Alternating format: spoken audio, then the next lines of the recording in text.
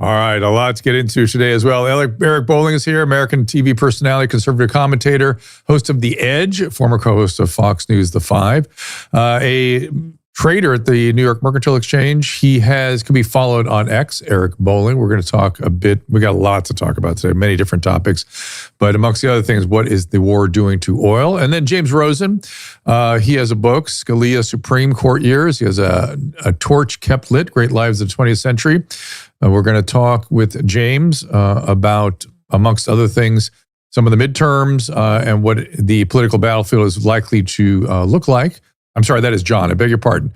James, we're going to be talking about Watergate as a deep state engineering operation and some interesting insights into things not seen by the average American. And as I said, John Strand will speak about upcoming midterms. And he was a January 6th prisoner. And he'll tell us that story. He has a book about that. I'll be back with Eric after this.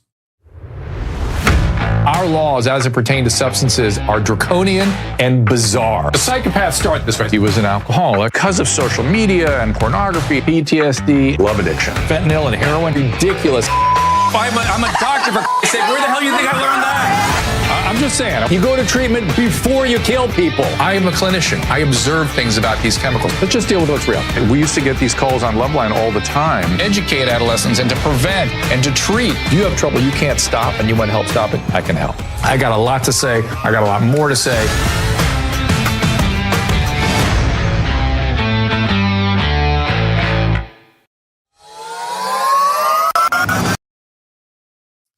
Eric Bolling on X, just as his name with a C, ericbolling.com. Eric Bolling, The Hedge on YouTube.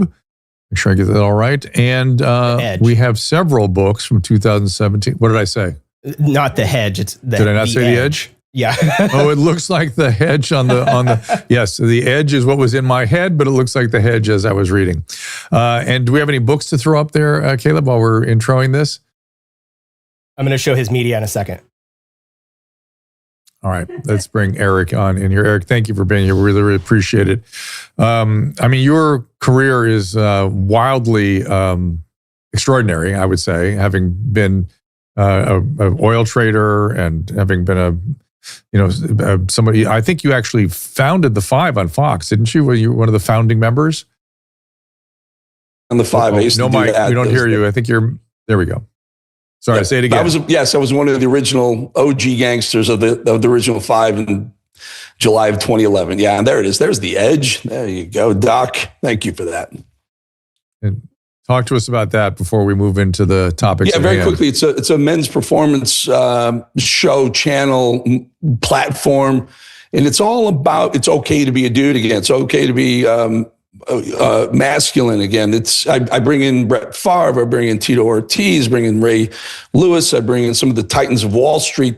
I used to play professional baseball. I was a Wall Street trader for 15 years, and then I spent the last 20 years on Fox News and others. So got three arenas where you're kind of tested in the fire, and I just want to bring people on who've been successful, who've been tested, and just talk about where that grit and motivation comes from to continue after you get knocked down, because we all get knocked down at some point, and we want to tap into that for guys. Really, we're about 80% male audience, and honestly, Doc, it's 25 to 44 is our main demo. Young people are really interested in figuring out how to get better and get ahead and succeed, which is, it's nice from those years of toxic masculinity. We say we lean into toxic masculinity rather than run from it. What do you imagine I'm just curious if you have a theory on what happened. There's a whole conversation out there I see periodically about something that sort of pejoratively gets called gynofascism. But there's a evolutionary biologist out there that's talking about just the fact of the biological proclivities of the character constructs of women have the predominant influence on most of the administrations of most of our institutions. And she puts it up to that. But why did men have to be marginalized? I think, because every group that isn't in power at the time thinks that they deserve to be in power. Women, minorities, et cetera. And when the time comes, they like to take let's call it a hatchet to the feet or legs or Achilles of the current power structure. And white men have been historically the hold all the reins and the power, and they wanted their shot and they get their shot. But here's the thing: how about your attributes, your brains, your success, your motivations? Those should be the reasons to be in power, not because you're white or male, because you're the best at something. And for a long time, it was because you're white and male, and then it became because you were black or you were Hispanic or you were female. The DEI crew pushed those to the top instead of bringing the most talented people to the table. And now I think we're becoming. Yes. We're coming to a place where it's the most talented, the smartest, and the people with the best ideas, whether you're black, white, male, female, Asian, doesn't matter. I think we're finally to that point. So white men became a very strong minority, certainly in America, maybe in the, we'll call it the Western Hemisphere, because of the DEI push. And we realize that this is a moment in time because of Trump, basically, and because of the MAGA movement. It's more based on your success rather than the color of your skin or your gender. Yeah. I want everybody to thrive, but young men, I've noticed, were so profoundly marginalized. They were lost, and I think they're finding their way back. And I'm guessing you hear from them a lot. With a vengeance, Doc, with a vengeance, because it wasn't natural, it wasn't normal for them to take the back seat because they're white men, especially young white aggressive men with a lot of testosterone. They can still take the back seat and still thrive. They were told they shouldn't exist. You know what I mean? They were really marginalized, where they were told they're not worthwhile, they're not going to have a relationship, they're not going to reproduce, they're not, just go away, That's different than, hey, let's be the best that you can be, which is a reasonable mantra for everybody. But let's get into the oil stuff. So here we are in California. I filled up today. I have a little bit of a fancy car, so I had to get the premium gas, $7.50 a gallon. $7.50 a gallon. And we're getting used to it here. And do you think, what does Newsom imagine? He pushed out all the oil refinery, he pushed out all the oil companies, he's added a $2 tax that was supposed to go to homelessness, that is going into gigantic grift, and our homeless problem gets worse. People are dying at 6 a day in this county every day. And do you imagine that the people he claims to be serving, the underserved, let's say, a Hispanic gentleman with a truck with a bunch of equipment in the back, that guy isn't being punished by the $5 gas, what he's paying? There's the gas prices on the screen there right now. This is a result of the war, I assume. But talk to me about where we're going. And it just feels like we're in a phase of the war where they're just going to go after the oil on both sides, and that's that. Well, okay, so there's a couple of things at play right here, Doc. By the way, don't get used to 750. It's going to go a lot higher. We shouldn't get used to 380, which is the national average nationally, including your California rate. It's going to go a lot higher. Weeks ago, I was on with Bannon. I said it's going to be $4. It was about $3.30 at the time. And the people are like, no way, but it's going to $5 nationally. You're probably going to see an $8 average price in the pump in California because of the Middle East. Okay, everyone thinks it's all Iran. It's not just Iran. Yes, Iran is a big part of that. They're 3 million barrels a day. The world uses 100 million barrels a day. It's not just Iran. It's the other countries in the Middle East who Iran is bombing. And I will tell you, I mean, this is going to be a little conspiratorial for a lot of folks, but I believe that the Saudis, the Bahrainis, the Omanis, throughout the region, Iraqis, are saying they're being bombed. They may be being bombed, but they are very much participating in a $100 barrel of West Texas Intermediate crude, which is trading right now at $100 a barrel. And Brent, North Sea Brent, which goes to Europe, is trading at $115 a barrel right now. It's almost $120 a barrel. So everything's going higher, and the Middle Eastern countries are absolutely loving this, Doc. I mean, they used to have to pull an OPEC move to get a $100 barrel of oil. Now they got one. So they claim to love Trump. They encourage Trump to bomb Iran, right? Bomb Iran. Trump, because it drives the price of oil higher. Of course. Well, I read a bit today about natural gas being in jeopardy. And I thought to myself, don't we have the biggest natural gas reserves in the world? Why don't we actually take care of our natural gas resources and develop a liquid natural gas national policy, which we've never had? And it seemed like the optimum opportunity for us to do something like that. Doc, there are ways we can be completely energy independent. One of it is increase our natural gas production. But again, the green lobby, the tree huggers don't want drilling in their backyard. Another one is nuclear. You put some nuclear, you refire the nuclear power plants from the 80s, who've been sitting dormant for years. You can tool those right back up immediately, take the pressure off our electric power grid with the nukes. It brings the demand for everything else down, because right now we're running coal, natural gas, crude oil through the electric plants, right? So if you're doing nukes, then that's less demand on the other thing. I have a very simple solution to this that doesn't even include anything that's going to piss off the green lobby. I've said this here. Look, you're Trump.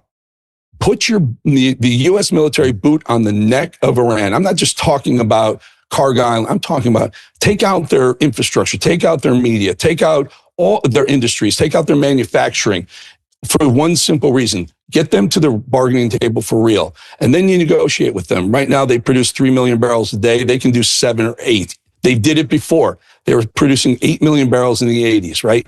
Venezuela, 1 million barrels a day. They used to do 3.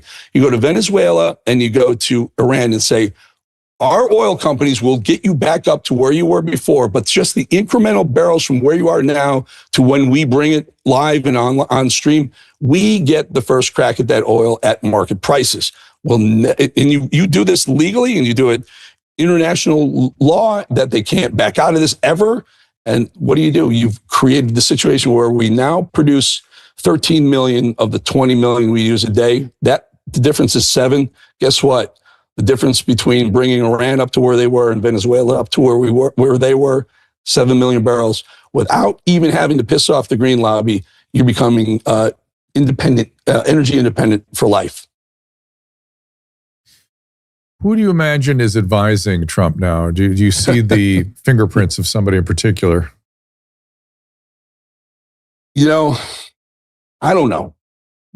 Donald Trump has always wanted to hit Iran. I think you have the clip. I've seen the clip flying around of 1988. Donald Trump saying, if it were me, I'd smack Iran.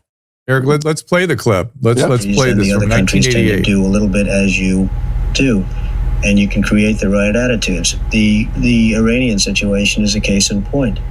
That they hold our hostages is just absolutely and totally ridiculous.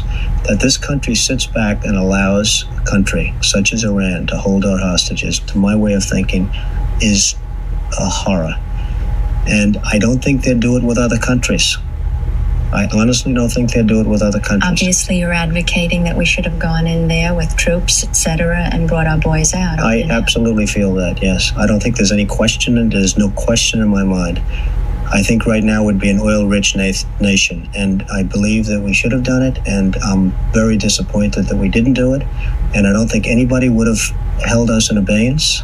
I don't think anybody would have been angry with us, and we had every right to do it at the time. I think we've lost the opportunity.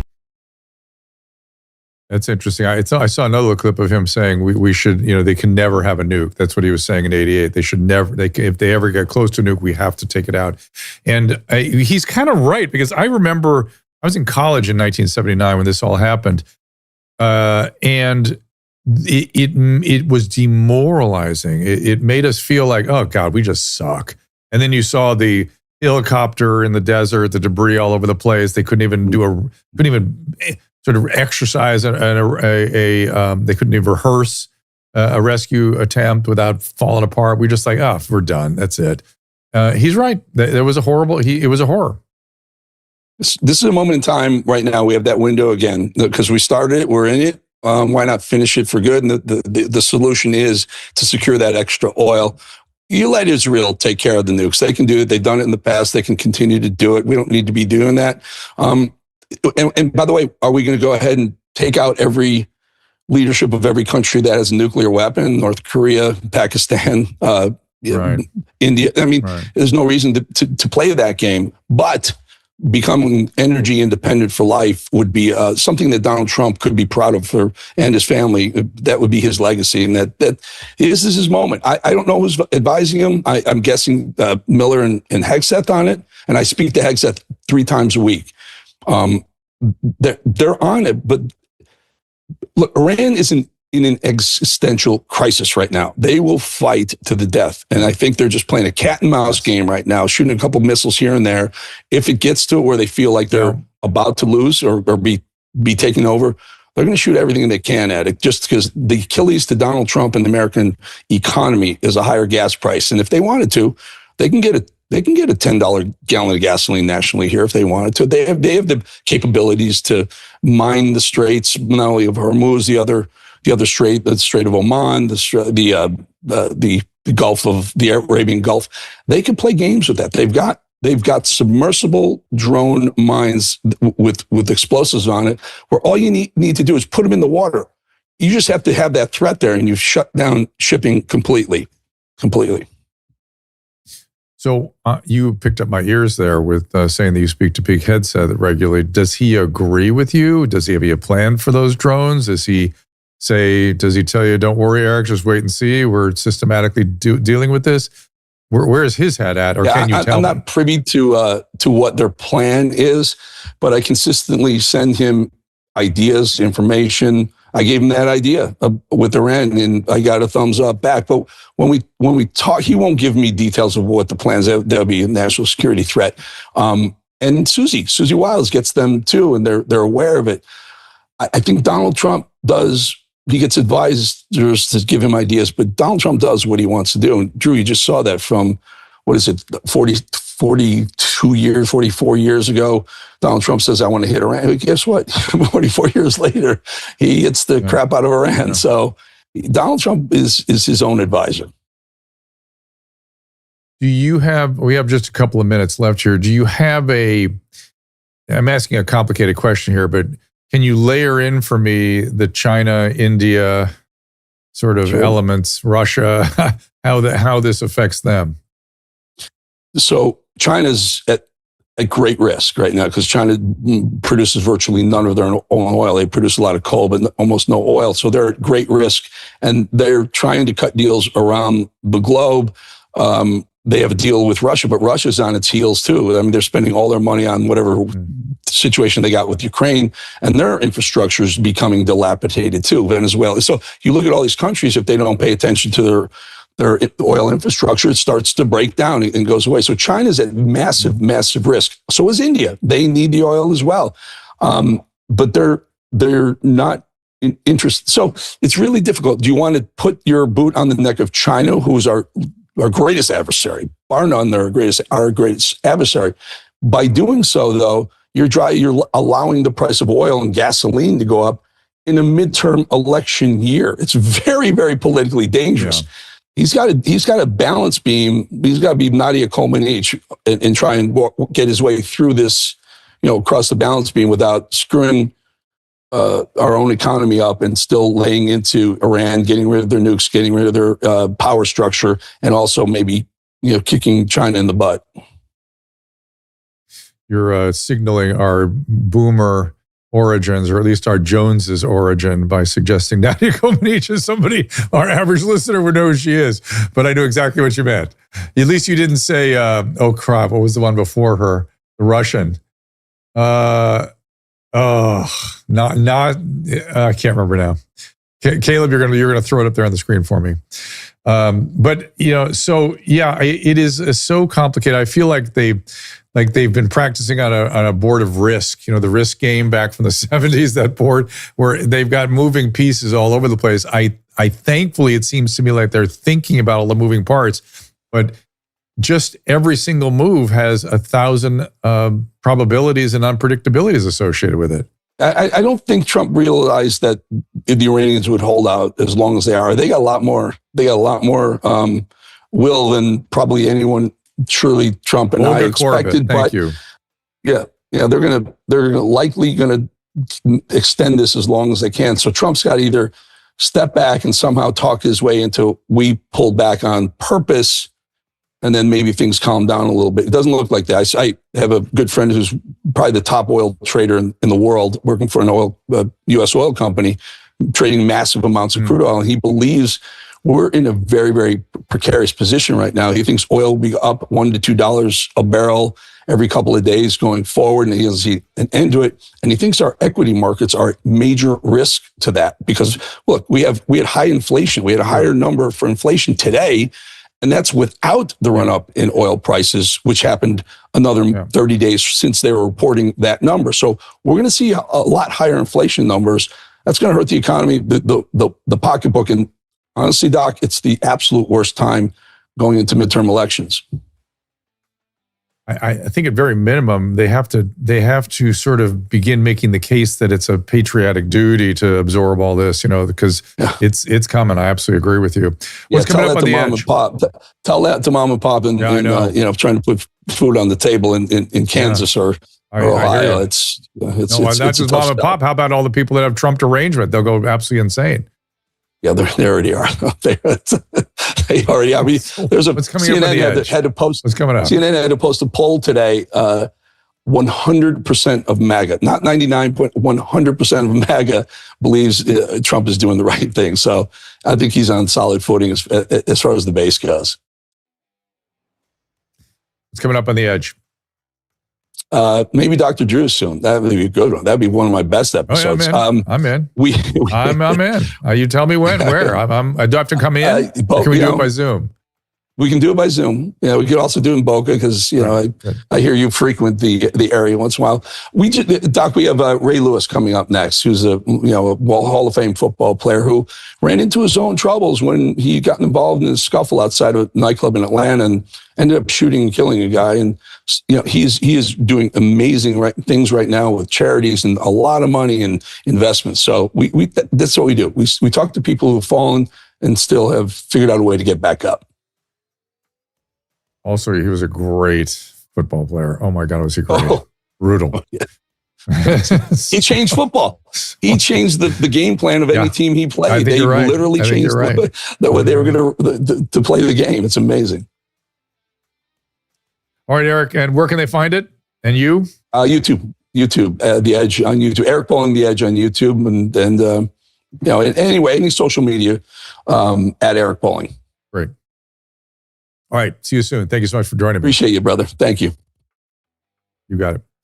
All right. Coming up, we are going to talk to James Rosen. He's got a lot of interesting insight into sort of, so many things that are moving about in politics right now are being, requires a look behind the curtain. And James is going to give us that.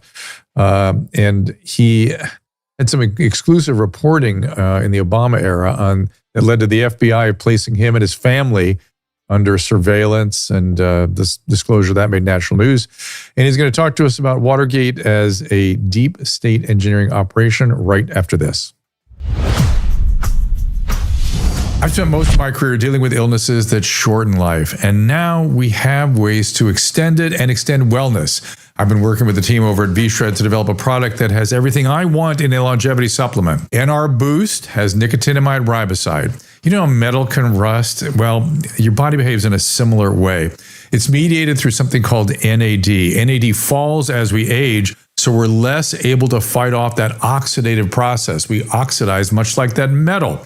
And NAD fights it, but nicotinamide riboside elevates NAD so we can push back on those oxidative stressors, improving health, improving longevity. The other product is Senosync, has fisetin, one of the key molecules to fight off zombie cells, and we've added resveratrol to that, which is a well-known anti-aging antioxidant again. I don't like supplements that have a ton of ingredients. To me, it suggests that none of it's working. When I prescribe a medication, I prescribe that medicine because I expect that to work. That is exactly what I've done with these products.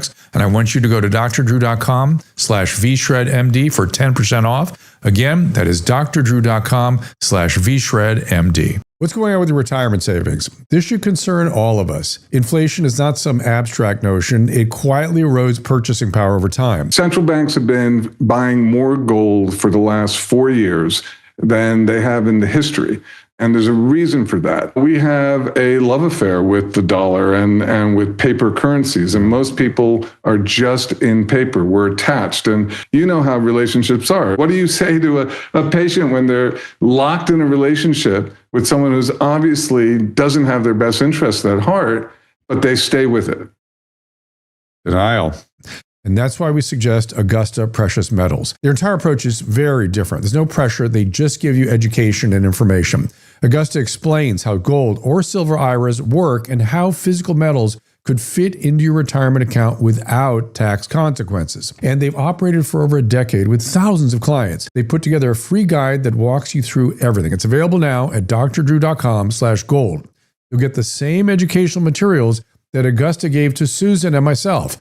So if inflation worries you, Augusta is a great place to start. Go to drdrew.com/gold. That is drdrew.com/GOLD, or just text the word Drew to the number 35052. That's 35052 to get that free guide now. I'm a physician and I'm always watching out for products that can combat some of the more common frustrations of aging, like decreased energy, brain fog, maybe muscle and joint complaints. I want to share something with you. It's called Strong Cell. Strong Cell's key ingredient is NADH, something you've heard me talk about. It's the energy source for every cell in your body.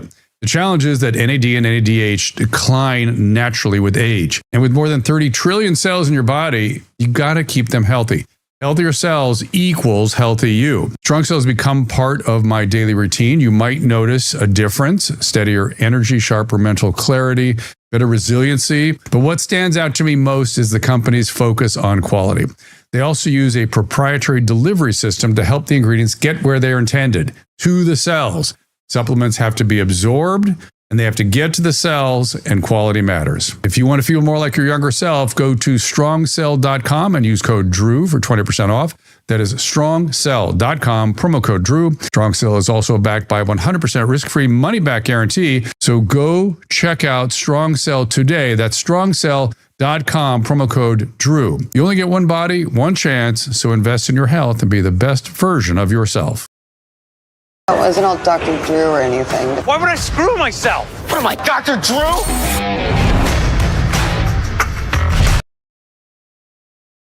James Rosen has a series of books out, Scalia, Supreme Court Years. I think that's what he's promoting presently. You can follow him on X, James Rosen TV. James, thank you and welcome to the program. It's great to be with you, Dr. Drew. Thank you. You bet. Talk to me about the book and also James Rosen TV before we move on. Sure. So at James Rosen TV is where you can find me on X. I am the chief Washington correspondent for Newsmax. Been with this company about 4 years. I did 19 years at Fox News, and a lot of people know me from that as well. And you're very kind to have me on to promote my new book just out called Scalia, Supreme Court Years 1986 to 2001. This covers the first half of Justice Scalia's momentous, hugely influential tenure on the Supreme Court, the first 15 of the 30 years he spent there. And it's the second installment of a 3-volume biography. The first volume was called Scalia, Rise to Greatness, 1936 to 1986. And that covered his life up until the moment he sits down on the Supreme Court. By the way, I thought, having watched the previous segment with you and Eric Bolling, my colleague at various organizations, that I really would be hard-pressed to find a more demo-friendly reference than Nadia Comaneci or Olga Korbut. So I figured I must find a way to work Herb Alpert and the Tijuana Brass into this segment. So you'll be happy to know that I referenced Olga Korbut just to dial it back even further. Yeah. And weirdly, Corolla and I lately have been talking about not just Herb Alpert, but the Baja Marimba band that spun out of to the Tijuana Brass. Wow. That's deep. Oh, that's deep, right? Deep cuts. So before I get into Scalia, isn't Newsmax a great place? I mean, they are just zooming along. They are such a great organization. I've done a lot of stuff for them, and they're very positive. Well, we're growing, and I think a lot of viewers have found out about Newsmax as a really great alternative. And I've been blessed here to cover the White House for the first 3 years that I was here under President Biden. Now I'm our chief Washington correspondent. I did the first 60 days or so of Trump 2.0. It was this reporter who asked President Biden on January 19, 2022, in his news conference in the East Room about the polling surrounding concerns over his cognitive decline. And I was the first and only reporter to ask him about that for a good 2.5 years, and I paid a high price inside the Biden White House for it. Around the same time, I was the reporter, again, working for Newsmax, who asked former President Trump in March of 2023, I think it was, when he was running for president, about whether or not he would stay in the race if he were indicted one or more times in the cases that were then pending. And he said, absolutely, I would never think of leaving. And he said, will probably only enhance my numbers. And he turned out to be right about all those things. So it made headlines with both of those guys, without fear or favor for ideological or partisan lines. And that's what I've been doing as a reporter in Washington since, 1999 now. James, if you ever decide to pull out of journalism, you can just join the SNL cast and do the Trump there, because it's pretty good. Thank you. Did you run across the name in your studies and your writing of the book about Scalia, the name Hadley Arkes? Oh, yes, and I know Hadley, for sure. So he was a college professor of mine, and he is one of the guys that sort of Amherst College, at Amherst College. Amherst, okay, yeah. Yeah, and he sort of changed my life a little bit in terms of critical thinking and pursuing thought, philosophy, and reading things more carefully. And weirdly, my son went to Amherst too, and he came up to me at his graduation and shook my hand and called me by name, and then sent me has sent me emails over the years that are enlightening, frankly. And he really felt Scalia. Let's flip it around. My sense was Hadley was a source of philosophical clarity for Scalia. Is that accurate? I wouldn't go that far. I think that they were fond of each other, and Hadley Arkes is still with us, and he is associated with the concept of natural law. And Scalia loved natural law, but what he calls mere natural law. Mere natural law, he's now famous for saying. Merely natural law. Yes. Natural law is distinct from Scalia's philosophy of originalism and textualism, which I hope we'll have a moment at some point here to explain, which is what makes Scalia not just an important Supreme Court justice, but really one of the most important Americans of the last 100 years. The originalist believes in looking at the text of the law and the original meaning that a law or the Constitution held in its own time. And that's what a judge should adhere to when interpreting the law, which is the central business of judges. Natural law posits that there are rights that are that obtain even apart from textual analysis. And when he would be asked about why doesn't he favor natural law, Scalia would answer in his famous Socratic method. He would say, "Whose natural law? Mine or William J. Brennan's, who was one of the most liberal justices on the Supreme Court." But Hadley Arkes was a friend of Scalia's. I think Hadley is partly the reason why Scalia's youngest child, his daughter Meg Scalia Bryce, attended Amherst. And Hadley will appear in volume 3 of this book, near the very end of the book, near the very end of the entire saga. When I'll be returning once again to the subject of Scalia's deep Catholic faith, which I call the rocket fuel for his rise to greatness. And there's an episode where the two of them were in church together, and Hadley was kneeling, and there was no padded area along the pew for him to place his knees on. And he told me that Scalia observed this and passed a pillow along the pew for Hadley's use for his knees on the floor of that church. And he cited that story as embodying the kind of man Scalia was off the bench. Let's talk about the originalism, the truth, so to speak. Mm-hmm. So when Scalia came along as a federal judge on the Court of Appeals in 1982, and then was elevated by President Reagan to the Supreme Court in 1986, there prevailed in the law in this country a liberal notion called the living Constitution.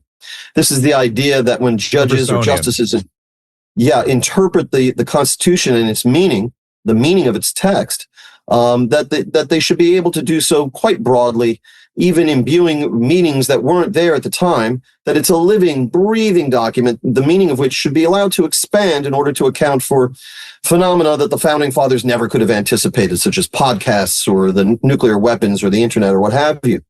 And in order to breathe this expanded meaning into the text, the living constitutionalist judges and justices were bypassing the text altogether to look for the intent behind the law. And they found that through trawling through legislative history, what was said on the House and Senate floor in their speeches, what was said in committee reports leading up to the vote. Scalia stood athwart all of that.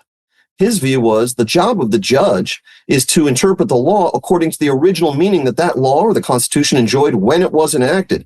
And no judges should be grafting their latter-day policy preferences onto those existing texts and how to find the original meaning of the law. For this, Scalia employed textualism. I like to say textualism was the metal detector that Scalia would use in order to discern the original meaning of a law. Really closely looking at the text, sometimes busting out dictionaries if needed. These were lonely positions to hold when he came along. But through the force of his personality, and not because he was on the winning side of cases so much on the Supreme Court, more often in dissent, but through his personality, his dazzling literary gifts, his use of language, Scalia ushered in a kind of counter-revolution in this country. He changed forever the way the law is drafted, enacted, debated, and decided by our courts. That legacy affects every American today. And by the time he died, no less a figure than Justice Elena Kagan, who had been appointed by President Obama, pronounced publicly that as a result of this counter-revolution by Antonin Scalia, if you will, quote, "We are all originalists now." That's interesting. And it was really the Warren Court that caused the weird sort of almost limitless interpretation of the Constitution, wasn't it? Right. Yeah, the Warren Court popularized the living Constitution notion. And, but I want to make clear about this book and both of the books. This is not just for lawyers. I'm not a lawyer, and I wrote the thing. And in preparing this for hardcovers and going through the editing process, I found myself cracking up because Scalia himself was so funny. Say again? Yeah. It's a cultural, it's not just a political book or even a history book. It's something that influenced culture. I discovered this probably in the 70s, 80s. I started thinking, God, the Supreme Court really has a massive effect on the American culture, and way, way more than we realize. And this book gives you both originalism and textualism, explains Scalia's philosophy and how he used it and his gifts to change the law in this country. And you'll get the specific cases through which he did this. But you'll also get the man. You'll get the husband, the father, the devout Catholic. The first book traced the formation of Scalia's Catholic faith. This book shows you how he strove to keep his Catholic faith out of his legal opinions, even when he was ruling in ways that pleased devout Catholics, like on abortion, because he understood that the honest judge will not graft his religious tenets onto his legal opinions. The honest judge will just interpret the law as it was written and widely understood in its time. And the way he used to put it, Dr. Drew, was there's no such thing as a Catholic hamburger. The closest we would come is a hamburger that is made perfectly. We miss him. Let's spend our remaining time, if you don't mind, telling me about your insights on Watergate, and that as the history was written, as the movies were made, it's a grave distortion of probably the facts as they occurred. Sure. So my first book was called The Strong Man, John Mitchell and the Secrets of Watergate. And I'm ashamed to tell you it took me 17 years of part-time work to research it, write it, and publish it. It was published in 2008. And it's not your father's history of Watergate. It's very decidedly revisionist. It asserts, for example, that the break-in was actually ordered by John Dean, not John Mitchell. That Dean did so because his wife had some affiliation with a call girl ring that was operating nearby the Watergate in 1972.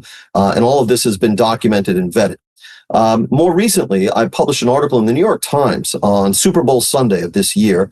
And after our program is over, I will put a link to this article up on my X feed at James Rosen TV.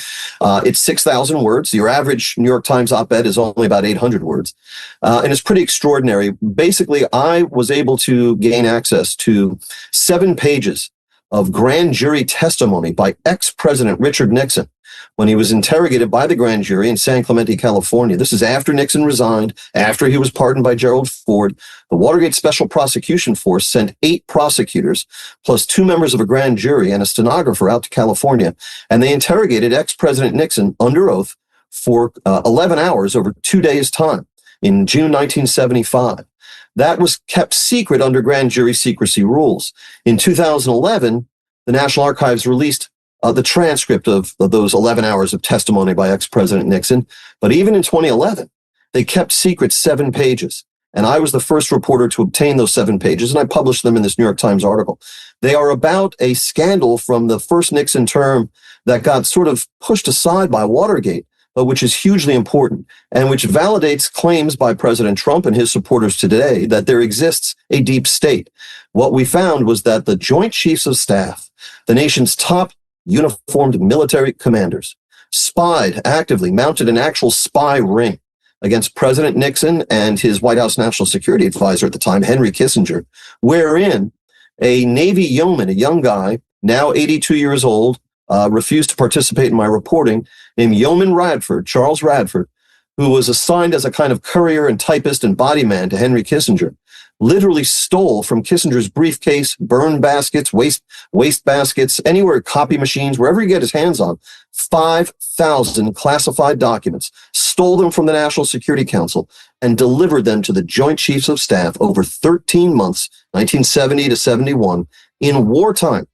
And I was also the first reporter to get the Nixon tapes out, the first pair of ears outside the government to hear the tapes of when Nixon was informed of this for the first time. He wanted to prosecute the chairman of the Joint Chiefs of Staff, Admiral Thomas Moore, for espionage.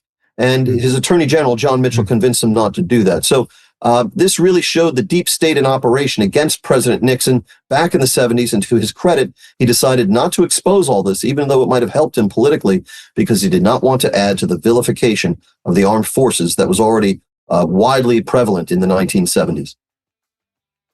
Oh, that's an interesting motivation. That certainly was the case.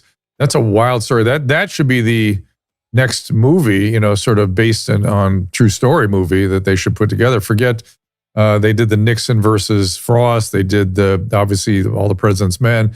This is the one. Right. This is the one that should interest people.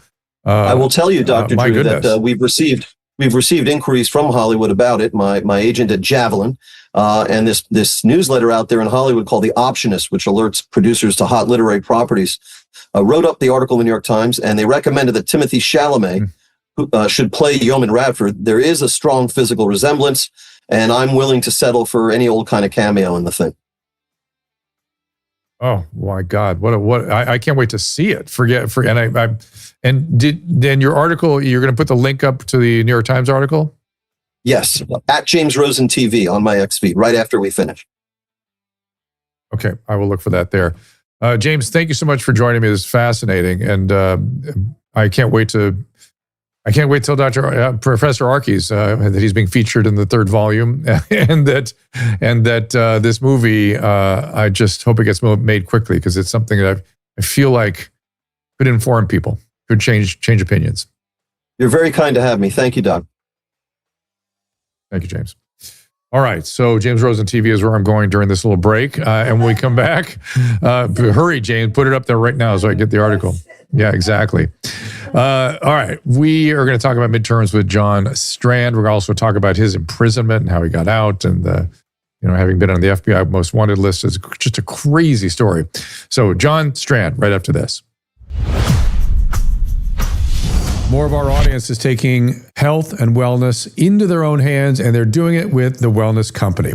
For a discount on the best-selling products and everything on their website, for that matter, go to drdrew.com/TWC. The medical emergency kits are among the most popular items. There are 8 different kits, each depending on your individual needs. Inside, you'll find antibiotics, antivirals, antiparasitics, first aid, anti-nauseal, skin treatments, and a kids kit with EpiPen and one for travel. The advantage to having an emergency kit in the house is immediacy. You don't have to run to the urgent care and spend a ton of money for all that infrastructure, or wait for the pharmacy to open, or try to find a doctor. And then there's Ultimate Spike Detox Supplement with nattokinase, turmeric, and bromelain. It has helped the vaccine injured. And anyone who is concerned about cardiovascular issues caused by lingering spike from the virus or the shot, the Ultimate Spike Detox is for you. One of TWC's top sellers is a topical ivermectin cream. It treats inflammation of the skin, issues like rosacea. The Wellness Company is always innovating. So go to drdrew.com/TWC to see what they have to offer and get a 10% discount there. Hey, Dr. Drew here, and we are interested in health and longevity, and the longevity nutrient is Fatty 15, discovered amazingly by a veterinarian who was responsible for the Navy's fleet of dolphins. Turns out dolphins are healthier when they have adequate amounts of pentadecanoic acid, which is C15. It also, for us, it helps humans as well, reduces the oxidative stress on our cell membranes, which is part of the aging process called ferroptosis. So she takes it, I take it, whole family takes it. And if you'd like some, go to drdrew.com/fatty15 for yours. There are discounts there. Oh my God, look, Drew, it's a dolphin. Oh my gosh.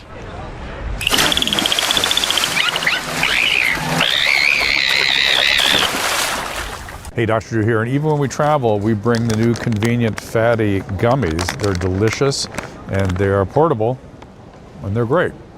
And remember, this is a longevity ingredient. It fights against the oxidative stress on our cell membranes.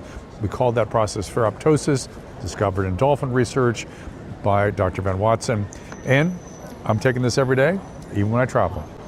It's Fatty 15. Something our audience knows well is that what's good for our health can also be good for the environment. Paleo Valley makes snacks, drinks, oils, and more that are nutrient-dense, delicious, and impeccably sourced. Co-founder Autumn Smith champions regenerative farming. It's a level beyond organic. When you go to the grocery store, 90% of the animal products you're going to buy are from factory farms. And we obviously know factory farms work against nature. They work against animal health and in many ways against human health. Regenerative farms work on taking the landscape or the ecosystem from a degraded state, which the environment right now needs a lot of rehabilitation, and we have lower nutrient levels in our soil than ever before. We found that animal products from regenerative systems have nutritional benefits above and beyond other types of animal products. Paleo Valley's beef sticks and bone broth protein powder are my favorites, and they come from regenerative farms. And the sticks also come in pasture-raised chicken as well. We actually just went and visited one of our chicken farmers, and we work with a lot of co-ops and people all over the country. We are such fans of Autumn, her work, and her extraordinary small business. Go to drdrew.com/Paleo Valley for a 15% discount on your first order,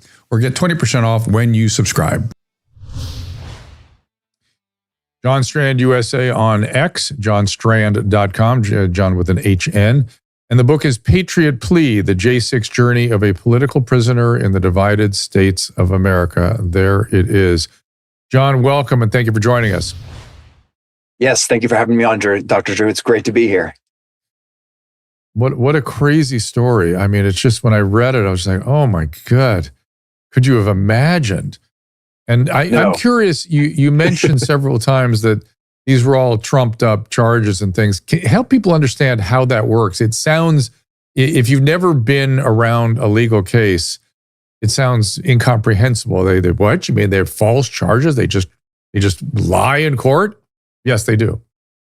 They certainly do lie in court, Dr. Drew, and I have some shocking excerpts in the book that come straight from the transcripts of my trial. So that's pretty fascinating. Direct proof of the U.S. prosecutors overtly lying. It's outrageous. It's actually not just illegal, but immoral and just destructive. So I encourage people to visit johnstrand.com/book, where you can pre-order this book right now, and also johnstrand.com/J6. That link takes you to a fascinating 13-minute video, which shows you every minute of the circuit camera television footage of me in the building. You watch me the entire journey through the Capitol building, and then watch that video and ask yourself, did this man commit a crime, and should he have gone to prison? It's a mind-blowing expose of just a total departure from not only due process and legitimate law, but just reality and common sense in this country has gone by the wayside. So January 6th is a deeply complicated, controversial issue for a number of reasons.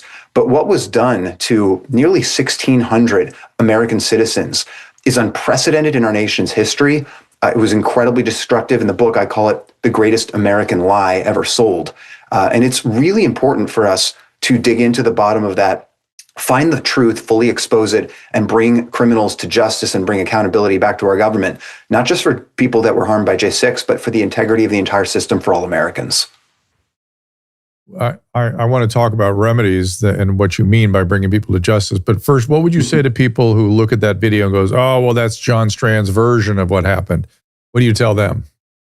Well, first of all, when you watch it, just keep in mind, you're watching the actual footage from the government's closed circuit surveillance footage. So it's not me. You're watching what happened on government cameras. You do get to hear me narrate from my own perspective what I was seeing and feeling and understanding at the time that it happened. And of course, a bird's eye view after the fact is a different experience than what happens on the ground in real time. My story is I've been pursuing the American dream as an actor and a writer and a musician and a model for many years. I'm born in California and worked in Hollywood as an actor. But when COVID turned the world upside down, I simply did my own duty in my own neighborhood to fight back and protect the Constitution and defend basic rights for Americans. I led a freedom rally that President Trump tweeted to support, and that kind of blew up the profile of things. But I've just been fighting in every way that I can to represent basic constitutional principles and certainly to advocate for election integrity. That was the issue at stake in January 6th and continues to be a very important issue as we advocate for the SAVE Act to accomplish a very common sense idea that only American citizens should be voting in our elections, and that, yes, you should have to prove your citizenship with an ID, same way that you do when you buy a beer at the counter. All outrageous misinformation. I understand you're running for Congress now. That is correct. And again, not anything I had on my bingo card or would have expected in my life. I was pursuing that dream in Hollywood and elsewhere, but God really brought to my attention the importance of defending our American liberties. COVID really brought things into crisp focus for me, and a lot of other issues just eroding the fundamental principles of our republic. So I actually escaped the communism in California 4 years ago to live and enjoy freedom in Southwest Florida and really defend liberty and morality that underscores all of the great things that we have in this country. So going to prison was something I never expected, and I shared that story in Patriot Plea, but it really did just prove to me what's at stake, where we are in this country. And if we don't have young men and women such as myself that really understand the importance of our values, understand the greatness of this country, and are willing to step forward and lead and fight for it, we are going to lose it. So that's really my call to everyone hearing this, that wherever you are, whatever your job is, whatever your upbringing is, whatever you think your path in life might be, there is a place for you to participate in the American experiment. That certainly includes voting and being educated and participating in the civic process. It may not include running for office, but I certainly encourage everyone to visit johnstrand.com and help get a real patriot put into Congress. You mentioned remedies and bringing people to justice. What are you specifically looking at for those remedies, and what do you have in mind? That is a great question. I think, Dr. Drew, that most people watching this and most people paying attention at any level to the political discourse and to, I guess, the evolution of our society is really feeling frustrated and maybe even despairing that there's any hope for a robust and effective system of governance that really treats people fairly and holds people accountable for their actions. So I think the lack of accountability for wrongdoing at every level has grown so large and so destructive that we're in grave danger of people just giving up on the system. So when I say consequences, I just mean a very basic thing, that people expect that if you break a law, that there's a consequence for it that is applied equally and fairly. Of course, J6 was a great example of that being twisted and weaponized in a terrible direction.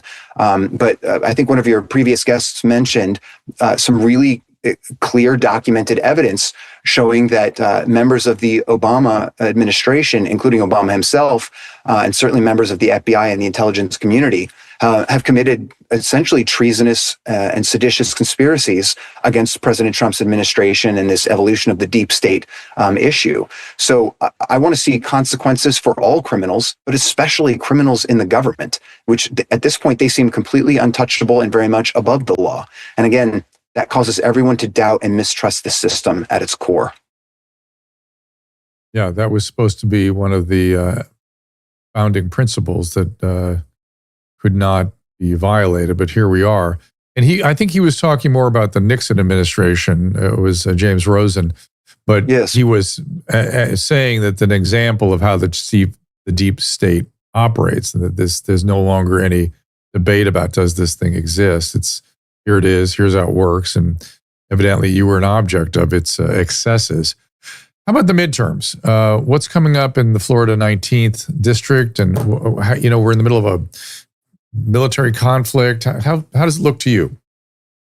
Also a great question. The military conflict, of course, is forefront on our minds this week and in recent times, has a lot of serious implications. On that topic, I would just say that I think it is really important that we commit with unity to our country and to the current administration that we've voted into office. So it's fine to be skeptical and ask questions and even challenge, but I really do think, especially in the administrative level, that it's important for people to be loyal patriots, rally behind President Trump and his administration. And I do trust him to make wise and courageous decisions. That's been his track record, and we need more of that. As far as the midterms, it does get complicated with things like foreign conflicts and the price of oil and other questions that cause a lot of concern, perhaps even fear and strife for people. But this is what I would say. Again, the underlying principle of our country is individual sovereignty and the rights and freedoms of every person to have their own voice, their own opportunity at the American dream, and to really participate in their government. So, Dr. Drew, I've been telling people that the war for America is waged at the primary election level. And if voters only show up in November, they've already lost. At that point, you're just selecting essentially the lesser of two evils, or whoever the establishment has positioned in front of you to accept. And I really think that's why what I like to say is, we all know the definition of insanity. Yeah, it's electing the same rhinos cycle after cycle and yet expecting different results. So I'm running in Southwest Florida in District 19. Oh, go ahead. Please finish your thought. Oh, certainly. I'm running for Congress in Florida 19. The current congressman is Byron Donalds, who's opening the seat to run for governor in Florida. And it's a very interesting test case. I think this applies in many districts, but where I'm running, it's very exciting because we have an opportunity not just to elect a Republican, but to put a proven patriot in Congress. You guys, we need patriots in Congress. We need men of courage and faith to get back into government and lead our nation back to the fundamentals of freedom. And we've been lacking that in our country, in my opinion, for decades. So the primary race and the primary layer of things is very important. Florida 19 is a very interesting example where there's going to be 12 people running, all with an R after their name. And the question is, who do you want representing you in Washington? What is it going to take besides claiming you're a Republican to actually demonstrate that you understand the core principles of our American constitutional republic and you're willing to take a risk to actually defend them and advance in the people's interest what needs to happen there? So, of course, my story as shared in Patriot Plea is pretty extraordinary. I never expected to go to prison or deal with any of these other things. But the bottom line of it is I had an opportunity to take the easy way out and choose a single misdemeanor plea deal to make all of that pain go away. But that plea deal was a lie and a false confession. I chose to go to prison on principle so that you don't have to.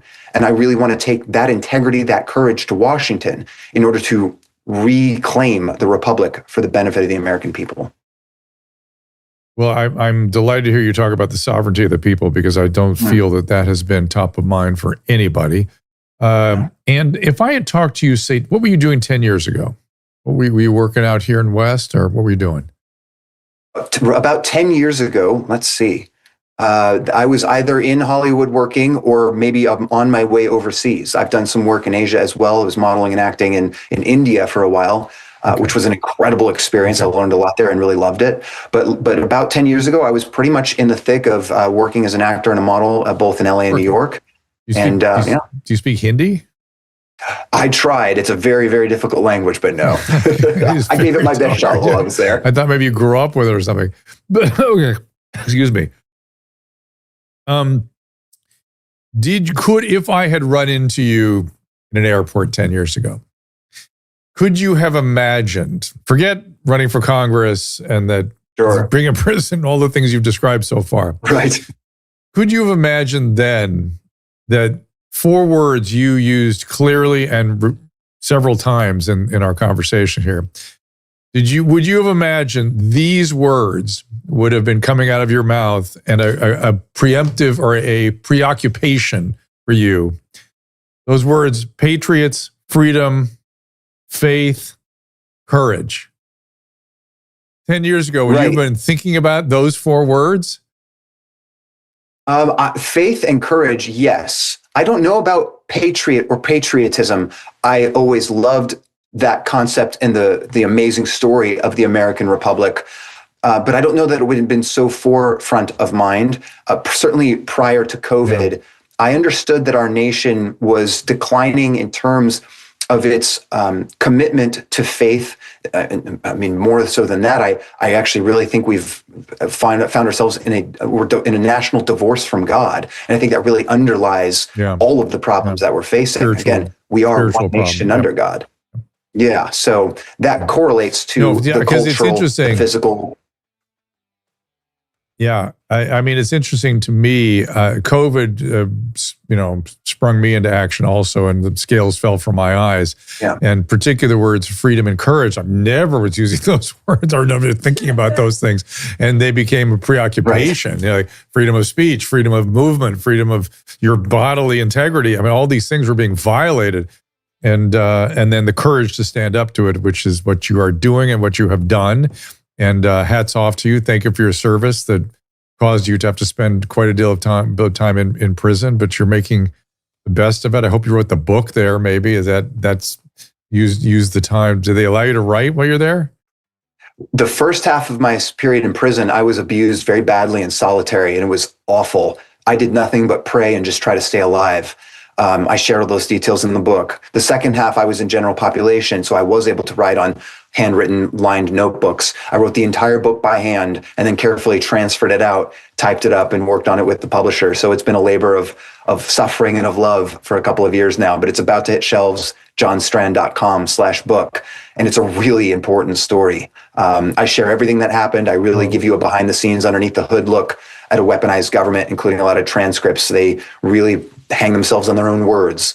But it's also a really important story of an American dreamer and an American patriot in this time where we have a chance to reclaim the republic. And it's a choice we have to make because, like Benjamin Franklin said, it's a republic if you can keep it. Right. And let's hope we can. Well, thank you for joining us here, and thank you for writing the book, and thank you for the time spent, and kind of an extraordinary thing. But we live in strange times, and you certainly were living it in real times. The fact that you were, so many of the J6ers I've spoken to were in solitary is just the oddest thing to me. And I hope you have good results in bringing, at least get some of these people consequences for what they did. Just a few was all it will take for the rest of them to run and hide and never come out. So thank you for John, exactly, and johnstrand.com. We'll look for you there. Yes, sir. Thank you so much, Dr. Drew. It's been an honor. God bless you. Right. Thank you. Cheers. All right. Coming up, big week next week, and also tomorrow, too. I think Walter Kern is in here tomorrow. You may have seen him on Gutfeld. He wrote the book, the movie Up. He was the screenwriter for that. Charlie Powell, Stuart Brotman. We have Uncle Cliff is my find. I'll explain him to you as we move into that. Patricia Heaton is coming in. Salty Cracker. We got a lot coming up. Caleb, anything else to review? You have to get over your influenza. I got to recover from the flu, but as soon as I get recovered, I have live callers all set up. Those are coming soon. We have a whole new number. Right. We're going to have live callers back on the show. Right. Also, you said Walter Kern wrote the movie Up, and so I immediately had to Google that because I hadn't heard it. I think it was a 2001 novel, Up in the Air, that was then turned into a 2009 film starring George Clooney. I think that's different from the Pixar film that I was thinking of when you said Up. Oh, yeah, that's interesting. I always thought you may be right. I always thought he wrote Up, but Up in the Air was that right. book that where he was in an airport. He lived in an airport. No. Yeah, the story Up in the Air. Is it that one? Yeah, it's a movie called Up in the Air. Isn't Up in the Air the one about the Hawaiian family and the woman's in a coma and stuff? I think it's that one. Well, anyway, no, I'll ask him. The one that he was in was called Airport, I think, or Air. I'm going to have him in here tomorrow. I'll ask him. We'll find it. We'll go to the source. So stay tuned. Come back to settle this controversy. Where he was living in an airport. I remember that movie. I don't remember that one. In event, he's got a new book out, a new movie or a treatment out called Rash. It's really fascinating. It's a very much of a exploration of how we behave during COVID and how far south we could go. All right. So tomorrow is at 2:00 Pacific time. I believe that's it. Anybody have anything else? Oh, Caleb, your influenza B, my brain is working in a strange way today. Peaks at around 3 to 4 days and lasts up to 8 days. So you got a couple more days to go here. So hang in there. Yeah. I can't wait to take questions other than Caleb's. Yeah. I think today, Am I thought gonna for sure, die? I thought yesterday was the worst. And then I got slammed this morning. So I'm surely this is the worst. And then I'm improving tomorrow. I'll get some sleep tonight. Oh, yeah. It comes out both ends, I heard. With influenza B, it can. And plus Crohn's disease, so everything always affects that. Oh, good times. Good times. I didn't everybody. get it. I'm laughing with you, not at you. Tomorrow, 2:00. See you there. Walter Kern. Ask Dr. Drew is produced by Caleb Nation and Susan Pinsky. Emily Barsh is our content producer. As a reminder, the discussions here are not a substitute for medical care, diagnosis, or treatment. This show is intended for educational and informational purposes only. I am a licensed physician, but I am not a replacement for your personal doctor, and I am not practicing medicine here. Always remember that our understanding of medicine and science is constantly evolving. Though my opinion is based on the information that is available to me today, some of the contents of this show could be outdated in the future. Be sure to check with trusted resources in case any of the information has been updated since this was published. If you or someone you know is in immediate danger, don't call me, call 911. If you're feeling hopeless or suicidal, call the National Suicide Prevention Lifeline at 800-273-8255. You can find more of my recommended organizations and helpful resources at drdrew.com/help.